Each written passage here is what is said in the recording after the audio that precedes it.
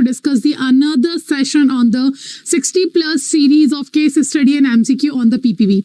So as you all know, we have started this series in which we are going to discuss the case study questions and the MCQ questions related to your principles and practices of banking. So before starting the session, those candidates who have joined me live in the session, do let me know is the audio and video both are okay? Are we good to go? And also, if you are new to the channel of Officers at 24/7, then do not forget to subscribe the channel and press the bell icon. So let's start the session. This is our third class regarding this series. Okay. And first of all, if you haven't downloaded the 24/7 application, do download this, because all these features will be available for all of you, and it is a very easy interface to interact with. Okay. Apart from that, do subscribe the channel and press the bell icon of Officers at 24/7. So let's start the session with the first question, but I need each and everyone to be active in the session. Do make sure you keep answering your questions, and it doesn't matter you know the right answer or not. We are here to learn. Okay, we are here to learn. So when we are here to learn, we should be active, more active, so that we will be able to understand the concept. We will be able to learn that this is not the right option, but this is. Okay, so let's start the session. So the first question is talking about that customer's identification is required to be done for international transfer of funds of first 50,000 and above amount, second over 50,000, third any value, and fourth none of the above. So what do you think in case of international transfers? Okay, in case of international transfer, customer identification will be required in which of the following options? For 50,000 and above amount, you have to do that. Over 50,000, you have to do that. Any value that is available for the transfer, international transfer, or none of the above. A, B, C, or D. Which of the following is correct? So the right answer for this particular question will be any value. Hana, at any value, you have to perform the customer identification. At the time you are performing the international transfers. Hana? So the right answer will be your C option. Next. Second question is talking about non-profit organization transaction report.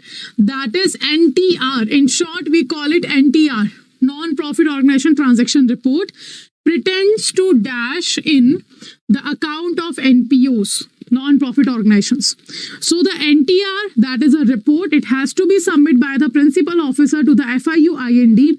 In what case? In cash transaction, in all transaction, in receipts above the threshold value, or cash receipts. So what do you think? Which of the following is correct? A, B, C, or D?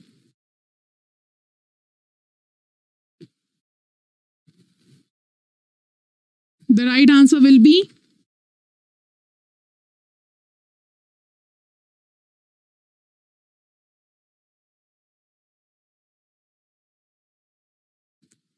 okay. So the right answer for this particular question will be receipts above a threshold value. A certain threshold value will be given for the non-profit organization's account, and above that, you have to submit the NTR report. That is non-profit organization transaction report. Okay.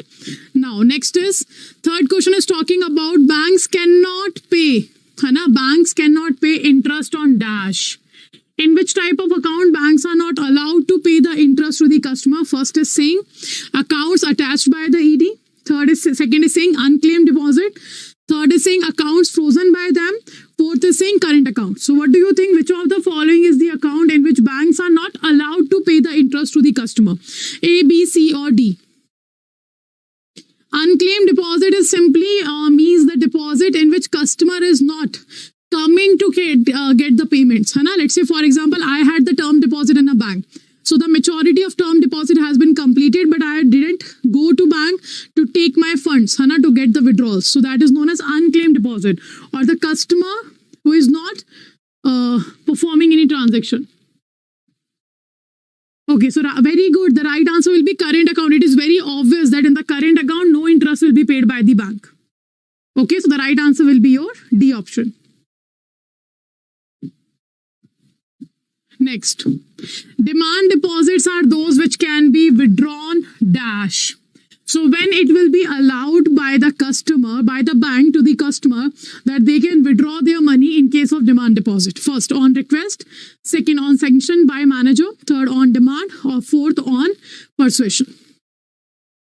So which of the following is correct? If we talk about the deposits, Deposits are known as liability of a bank. Deposit is known as what? Liability of a bank. And the liability is of two types. The deposit is of two types. First one is your demand deposit and the second one is your term deposit. So the demand deposit is a type of deposit which can be withdrawal or which can be deposited by the customer on their own demand. But the term deposit is a type of deposit in which the customer will be able to get the money after a certain maturity period only. So the right answer will be your C, that is on demand. Okay, on demand, it will be allowed to the customer that they can withdraw the money. So right answer is C. Next, business ethics is helpful in. So first of all, ethics is what? It is the study of human being. To know what kind of behavior should be there, what is the moral, what are the principles of the man, which is right or wrong. To identify what is right and wrong. When it comes to the business ethics, deciding a certain standard. Deciding a certain standard will be counted as a business ethics. Like what kind of behavior, what kind of manners should be followed in the organization, in the bank premises or in the any organization's premises. Okay, so that was the business ethics. So it is helpful in what? Dealing with dilemma. Second, guards reputation. Third, helps in avoiding future risk. And fourth, all of the above. So which of the following is the help which will be done by the business ethics? So if an organization have a business ethics, it will be helpful for which of the following? A, B, C or D? And the right answer will be all of the above. In all of the above condition, the business ethics will be helpful for the organization. Because it deals with the dilemma. Ethical dilemma means when you are confused between two rights. Then it regards your reputation. When you are following the ethics, when you are following a certain principle, when you are following a certain rules or a certain standard, everybody is following that you have a good reputation in front of the eye of your customer or the employees or other people's. And it also avoids the future risk. Okay. So right answer will be all of the above. Next, objectives of KYC is or are. So KYC is Know Your Customer.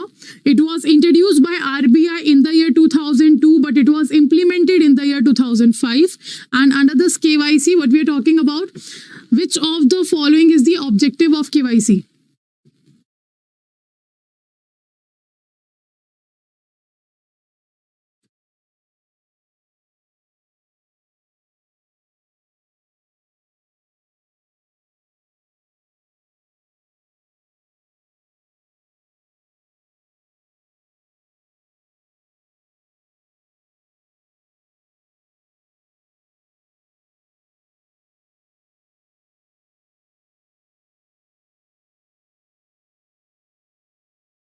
Okay, so which of the following is right? The right answer will be first, to ensure appropriate customer identification. So second, to ensure that the customer would not deceive the bank. Third, to monitor transaction of suspicious nature. And fourth, all except B. So which of the following is correct? The right answer will be all except B. All except B are the correct option. Okay, that's the objective, because this is not the objective to ensure the customer would not deceive the bank. A and C are, but not the B. Next, what relationship is created when the bank collects a check in clearing? What relationship is created when the bank collects a check in clearing? First, holder for value, clearing member and principal, agent and principal, collecting bank and holder. So which of the following is correct? So what kind of relationship will be there between the bank and the customer in case bank collects a check for clearing purpose?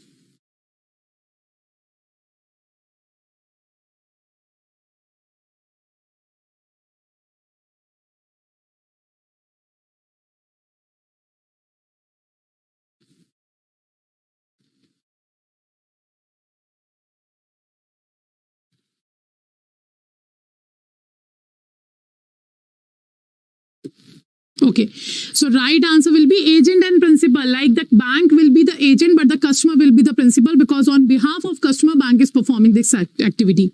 So the right answer will be agent and principal relationship will be there between the bank and the customer. Now, next question. A negotiable instrument has the following combination of characteristics. A negotiable instrument has the following combination of characteristics. First, it is transferable by delivery and endorsement only. Second, it can be crossed instrument or uncrossed instrument. Third, it is freely transferable and transferee gets defect free right. Fourth, there is no restriction on transfer due to which it is called the negotiable. So which of the following is correct? That the negotiable instrument has following combination characteristics. So Negotiable Instrument Act was introduced in the year 1881. And if I talk about the negotiable instrument, these are the instrument that is freely transferable, easily transferable from one person to another. And the section 13 of Negotiable Instrument Act 1881 defines there are three negotiable instruments. First is promissory note, second bill of exchange, and third is check. So promissory note is defined under section 4, bill of exchange is defined under section 5, and the check is defined under section 6. So now which of the following will be correct? So I have told you that negotiable instrument means the instrument which can be freely transferred. It means the right answer will be C. So it is freely transferable and transferee gets defect right, free right. So the right answer will be C in case of negotiable instrument. And again, a very important topic. Check is also very important under the Negotiable Instrument Act. Next. Banks appoint a dash who is responsible for submission of reports to the FIU-IND. Now, first of all, you should know what is FIU-IND. It is Financial Intelligence Unit, India. Okay, Financial Intelligence Unit, India.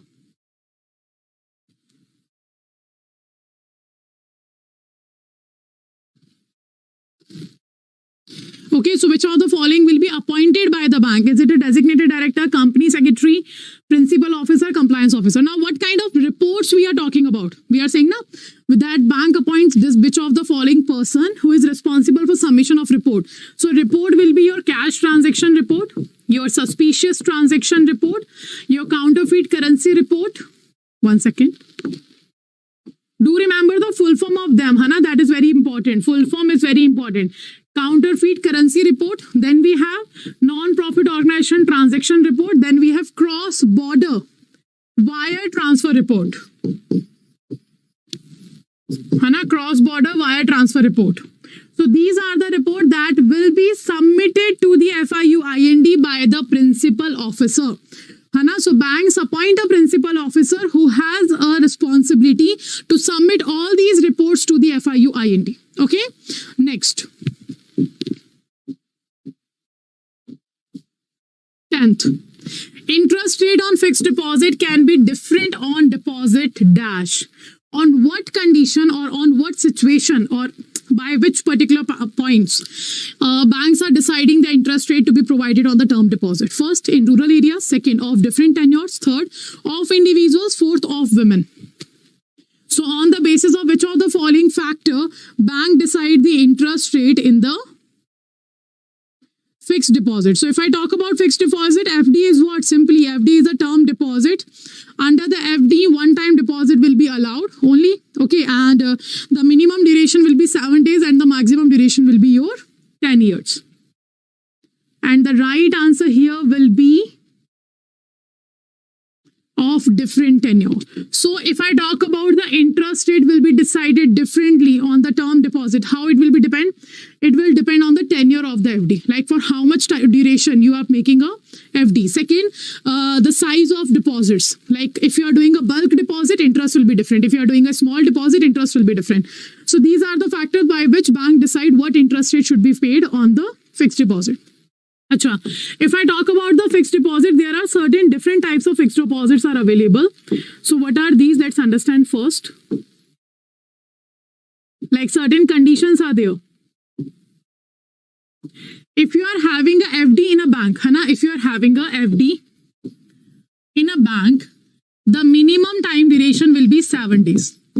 Okay, and the maximum time duration will be your 10 years. If you are having a FD in a bank, that is in Indian currency, in INR, and also the Indian citizen is having an FD. Indian citizen having an FD.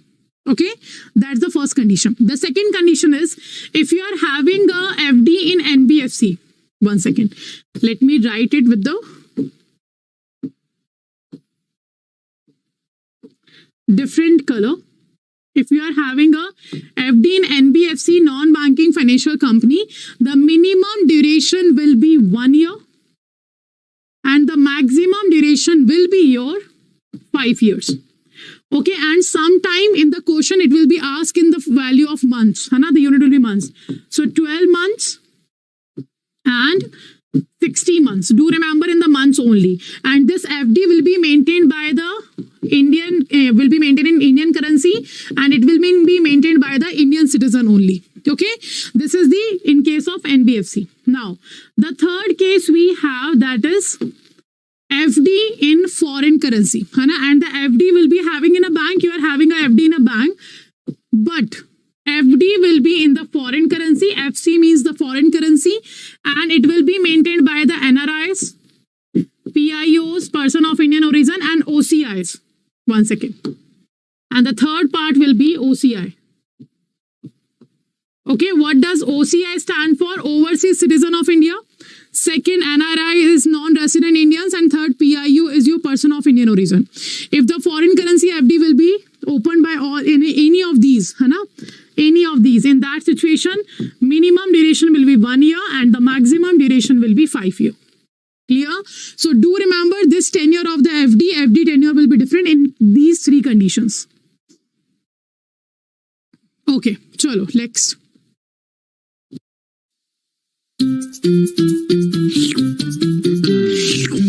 थोड़ी शरारत, थोड़ी मस्ती,